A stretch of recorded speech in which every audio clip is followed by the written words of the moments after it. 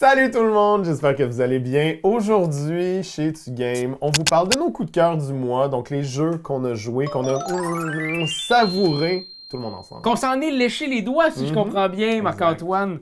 Fait qu'on se lance dans ce beau petit top.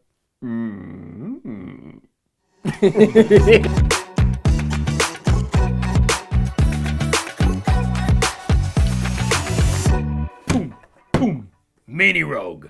Ah ben oui, il y avait une toune de Mini Rogue. Laissez-moi vous raconter l'histoire de Mini Rogue.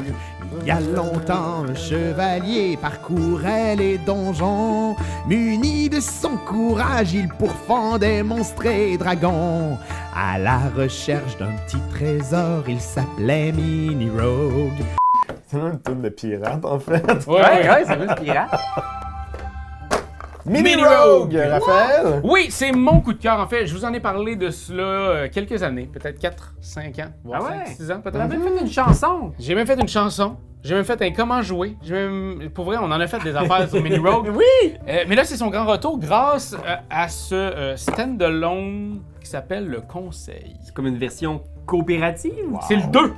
C'est le 2. Fait que c'est des... On peut jouer encore en solo, encore avec des monstres. Ça donne des nouveaux monstres, des nouvelles récompenses. Ok. Un nouveau mode histoire aussi. Ok, oui, c'est ça. Fait qu'il y a un mode histoire. Par contre, il y a aussi le mode tous contre un. Oui! Donc, quelqu'un va jouer le méchant. Ah, yes! Il va jouer, dans le fond, tous les méchants du jeu. C'est comme le maître des ombres, le maître du jeu. Exact. Donc, à ce moment-là, puis c'est ça qui est cool, c'est que pour ceux qui n'ont jamais vu qu'est-ce que Mini Rogue, on est des aventuriers qui rentrons dans un donjon et le but est de se rendre jusqu'à l'étage 4 du donjon afin d'affronter le Big Boss. Ok. Puis le Big Boss, ben, il est ici, là, ça dépend lequel. Ça que vous dépend, avez mis, mais ouais, ici, c'est ça. ici, c'est l'avatar. randomisé. Dans cette version-là de le conseil, c'est l'avatar. L'avatar, c'est moi. Donc, vous vous faites trier contre le bouffon, Oh! qui a présentement, si on joue à 2 joueurs, 12 points de vie, 0 d'armure, puis il fait moins 2 à chaque fois. Fait que c'est un petit jeu d'exploration de donjons, de gestion de ressources et surtout de survie. Exact. Et là, c'est un jeu de dés. Fait que vous me connaissez. Ceux qui me connaissent savent à quel point j'aime ça les dés. Alors ici, ben, vous commencez chacun avec un dé. Puis moi, ben, habituellement dans Mini Rogue, on commence avec un dé et le dé noir parce qu'on roule tout le temps pour le mal. Ok. Et là, le mal, c'est moi! C'est l'Overlord! Mal en personne. Fait que, dans le fond, ce qui va se passer, c'est que... Le mal alpha. Donc ici, ben, une ceinture de potions. Fait que vous pouvez lancer votre dé. Si vous avez un 6 ou un 5, vous pouvez remporter ceci Ah ouais, parce que à mettre dans votre inventaire. ce petit étage de donjon-là est toujours fait de façon aléatoire, c'est ça? Exact. Fait que la prochaine fois qu'on fera un run, ça se peut que ce soit pas une potion. ça C'est soit- déjà malade que ça soit ça. C'est insane qu'on commence Fait que là-dessus! c'est donc, brassez donc ça. Go! 16! Tu l'as! 4. Fait qu'automatiquement, tu l'as. Bim bam boum. Tu mets ça dans ton inventaire. Puis Oh, quand tu man. l'as, je pense que tu gagnes automatiquement une poisson de soin. Une potion d'eau bénite. Ah, c'est excellent! Et là, maintenant, vous pouvez aller soit ici, soit ici. Mais c'est vraiment un petit donjon minimaliste. À ce moment-là, moi aussi, je brasserais. Bon. Parce que si je brasse des 1, j'avance ici, qui va me donner Des plus pouvoirs. de pouvoir Ah, ok, à oui, activer oui. sur mes personnages. Donc, je peux, moi, mettons avec le personnage que j'ai ici, vous faire rejouer Nous mettre des épées dans les roues. Exact, une grande épée. Non, mais Hmm. mettons que tu te fights contre un boss, tu l'as trouvé tough, mais tout de suite après, je dépense de l'énergie et il revient à la Oh vie, my puis tu le God. rebats. Rebelote. Exact. C'est vraiment chouette. Parce que de ton côté, à chaque fois que tu vas battre des monstres, ou que si tu viens à certaines places, tu vas pouvoir monter ton XP. Ouais. Et si tu montes ton XP jusqu'à 6, eh bien là, à ce moment-là, tu vas pouvoir avoir un dé supplémentaire pour tous tes brassées de dés. Donc, on va grossir notre pool de dés. Tu peux t'empoisonner, tu peux avoir me de la semble malédiction. Ultra fluide et facile, à la limite, Raphaël. J'aime l'idée que tu dises que ce soit ultra fluide. Parce que oui, c'est ultra fluide. Est-ce que c'est ultra facile? Non, c'est fucking tough. Oui, tu meurs beaucoup.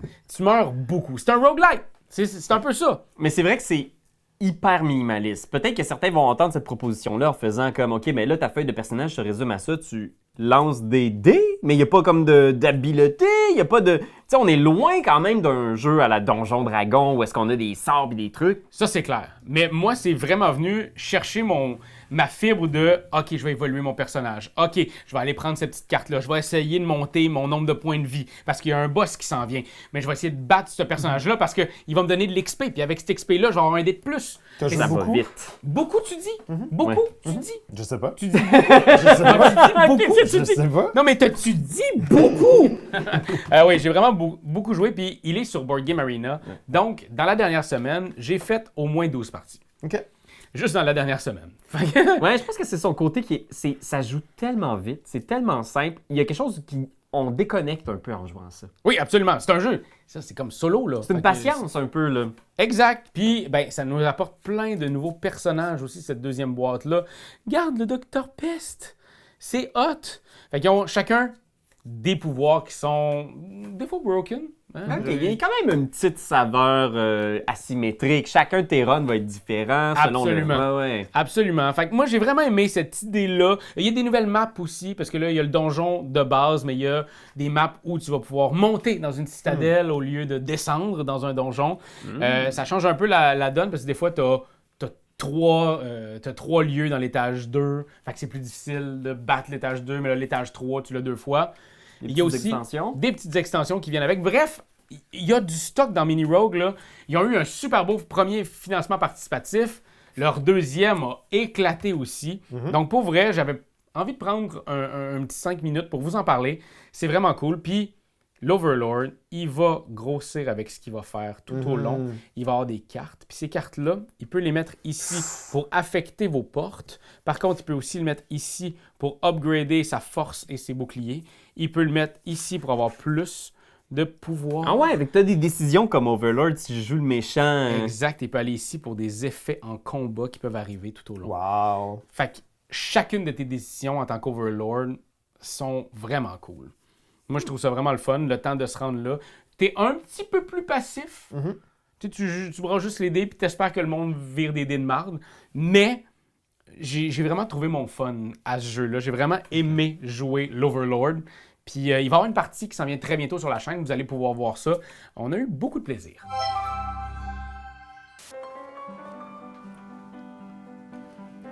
Je suis Pierre-Louis Renaud. Raphaël Lacaille. Nous sommes artistes professionnels. Voici quelques mimes de nos partenaires officiels.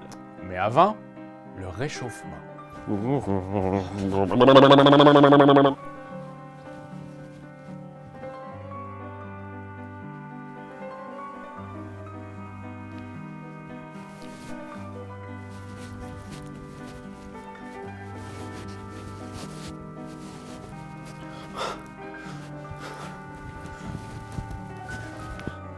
Ding ding ding.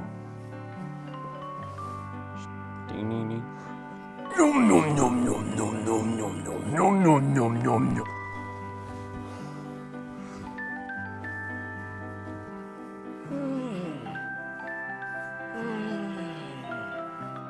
Je comprenais pas non plus là, que tu faisais. Mais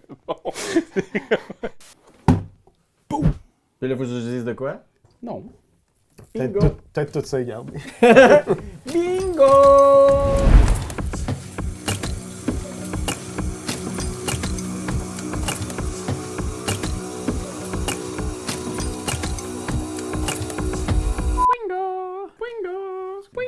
Merci. Et maintenant, mesdames et messieurs, êtes-vous prêts à connecter avec votre esprit naturel intérieur? J'ai tellement hâte. T'en as déjà parlé un petit peu du jeu dans une autre vidéo, puis ça m'avait beaucoup excité. Ben écoute, Ritual, c'est mon coup de cœur. Ça fait un bout qu'on joue à Ritual parce qu'on avait la boîte verte Oui. pendant un bout de temps qui était comme en allemand. Exact. On comprenait pas les règles. Fait qu'on jouait, on inventait de quoi. Puis je comprenais pas pourquoi on avait cette boîte-là. J'étais comme, on a cette boîte-là, il faut la tester.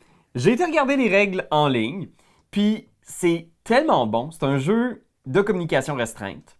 Un peu comme The Mind. On essaie de faire un défi coopérativement. On travaille tous ensemble pour être capable de faire un rituel. Ouais. C'est pas ton type de jeu préféré d'habitude, Non. ce genre de jeu-là, Pierre-Louis. C'est bizarre, effectivement, parce que c'est le genre de truc que il faut un vraiment bon jeu de communication restreinte pour que je clique. Parce que sinon, j'ai l'impression que c'est un peu simple. Si toute la mécanique repose juste là-dessus, mais ici, c'est vraiment une expérience sociale sur la communication, puis on a eu tellement de fun, c'est tellement frénétique. C'est un jeu qui se joue en temps réel. Ouais. Fait qu'on a un temps donné selon le nombre de joueurs, mettons genre 6 minutes, pour accomplir tout le rituel. La première étape du rituel, c'est qu'il va falloir s'éveiller. Fait qu'individuellement, je vous ai donné une mission secrète. Ça, vous ne montrez pas ça à personne. Mais c'est votre mission ici qui vous dit qu'est-ce que vous devez avoir devant vous pour être éveillé. Comme moi, devant moi, je dois me retrouver avec 3 cristaux bleus puis 3 cristaux mauves. OK. Ça tombe bien mal parce que je suis loin de ça ici. Là. J'en ai juste un bleu, 2 verts puis un rouge. Puis là, vous, c'est la même chose. Vous avez votre mission secrète, on se le montre pas. Tout se joue en silence. T'as pas le droit de rien dire. Tu peux communiquer avec ce petit cossin-là qui est un restant de Magic Maze. Tu peux, parce qu'on va se le passer comme ça pour... On a toute une action qu'on fait à tour de rôle. Fait que moi, à mon tour, je fais une action. OK. Toutes ces actions-là sont des façons de communiquer aux autres. Qu'est-ce que tu veux qui arrive? OK. Tu peux prendre une pierre chez ton voisin de gauche. Fait que moi, si je veux du mauve, là, je pourrais aller prendre le mauve chez Doyon OK. puis le mettre devant moi.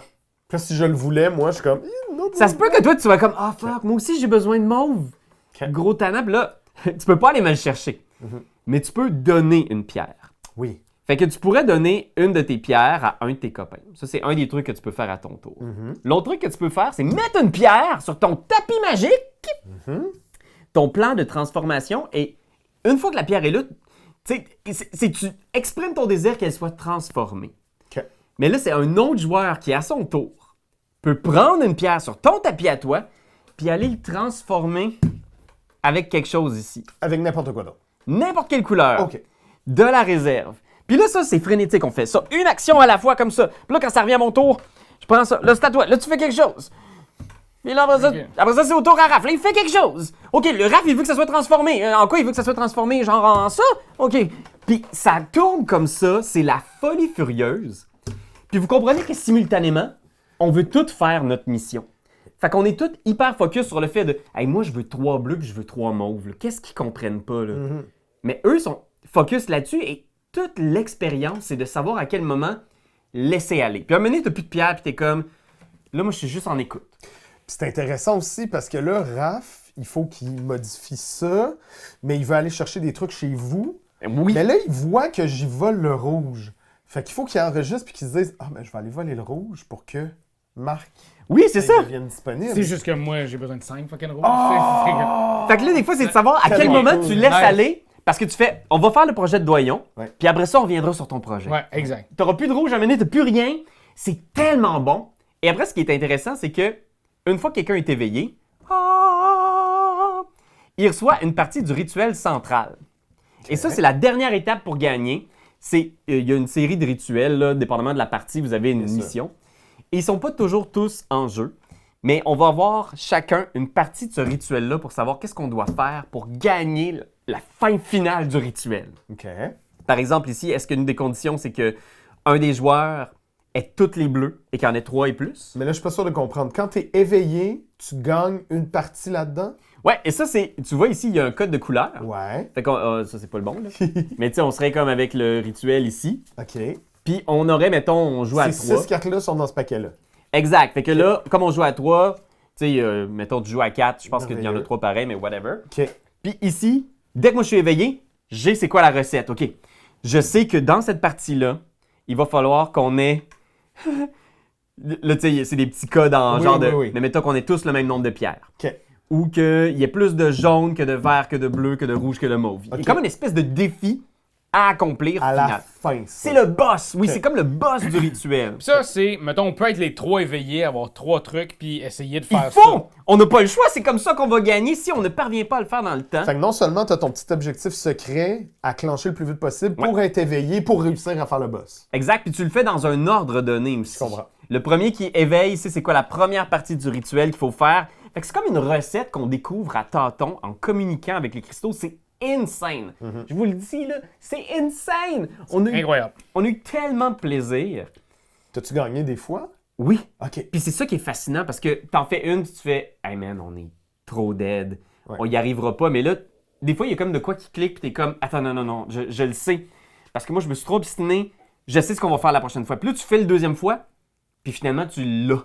Puis là, tu passes à un nouveau tableau plus difficile, puis t'es comme, tu deviens meilleur. T'apprends à connaître ton groupe aussi. Si t'en fais 3-4 dans la même soirée, tu deviens hyper efficace parce que tu le sais, c'est quoi notre recette de OK, lui, il sait qu'est-ce qu'il veut, fait que là, je vais l'écouter, je vais juste lui donner ce qu'il veut. Mais des fois, il y a un malentendu, puis là, les deux, on se vole des cristaux. Puis des fois, tu passes ton tour, des fois, t'es juste comme je sais pas quoi faire. c'est vraiment très, très bon. J'ai adoré Ritual, c'est un des meilleurs jeux que j'ai joué des dernières années. Clic, clic, restart.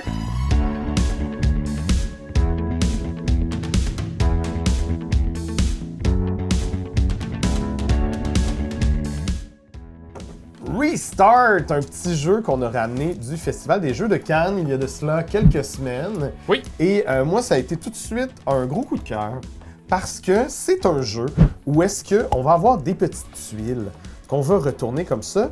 Et c'est des tuiles avec des chiffres et des couleurs, Ah oui! pour ne pas le nommer. Et on a chacun un petit paravent devant nous, comme vous le voyez si bien, avec des informations derrière. Et c'est simplement les actions qu'on peut faire. Ce jeu-là est édité d'une manière pour que tout le monde soit capable d'y jouer. C'est le nouveau jeu préféré de ta maman. Ah! On le dit, là, ça va être le jeu parfait pour jouer en famille. Yay! Donc, ce qu'on va faire, c'est qu'on divise les tuiles et l'objectif, c'est la première personne qui n'a plus de tuiles derrière son paravent. OK. Ben ça, c'est l'objectif ultime. Si on réussit, Seulement. on gagne automatiquement la partie. Sinon, Yes. ça va jouer en une succession de manches pour Oui. réussir à faire le plus de points possible. Donc, on va commencer par qui a les numéros 1 de chaque couleur. Moi, j'ai le 1 rouge. Tu peux le C'est mettre... C'est toi le premier, en fait, qui va jouer. Yes, tu vas être le premier Mais joueur. on peut mettre tous les 1 ici. Ça, donc, on a 5 couleurs, rouge, vert, bleu, orange, jaune et noir, gris. Et c'est un genre de jeu de placement de tuiles et de push your luck un OK. peu. Parce que tu vas essayer de jouer des tuiles. Lorsque tu vas mettre une tuile, si, admettons, tu mettais la 13 bleue tout de suite, OK. par exemple, ben là, plus personne ne pourrait rien mettre avant la 13 bleue. Tu coinces les autres personnes, mais peut-être que tu te coinces un petit peu toi aussi. D'accord? Ouais. Alors, tu essaies de jouer. Évidemment, on peut jouer pépère, on peut jouer, ben, si tu as le 2 orange, tu peux jouer le 2 orange. Ça, Est-ce ça que marche. Tu as le 2 de quoi que ce soit. Ben écoute, mettons, je pourrais jouer ça, mais ça, c'est très, très pépère. Exact. Je nuis à personne. L'affaire, c'est que si tu as un 3 Oui, Je peux le jouer tout de suite? ou un Absolument. 4, 5, 6, tu pourrais jouer une suite. Ben, absolument. je jouerais le 2 puis le 3. Génial. Alors, ça viendrait à moi. Et là, par exemple, je pourrais jouer le 10 orange. Oh non, mon tannant! Avec là, Tout de suite. tu Parce viens de que, nous tuer des tuiles. parce que vous voyez, derrière, j'ai le 10 et le 11 que je peux mettre aussi. Et j'ai le 14 et 15 ici. Donc, ça a donné que j'avais très haut dans cette couleur-là. Mais moi, ça bug le fait que j'ai 4 et 6, 4, 6 et 7. Ça, c'est injouable. Mais maintenant, j'ai le 12 et le 13 que je vais mettre là. Voilà. Ça, c'est la base. Mais, petite règle supplémentaire, il y a des tuiles spéciales. Donc, il y a 4 tuiles spéciales. J'ai les ciseaux. Y a-t-il quelqu'un qui a la petite poubelle? Ouais, moi, j'ai une poubelle. Génial. Alors, voici les tuiles spéciales.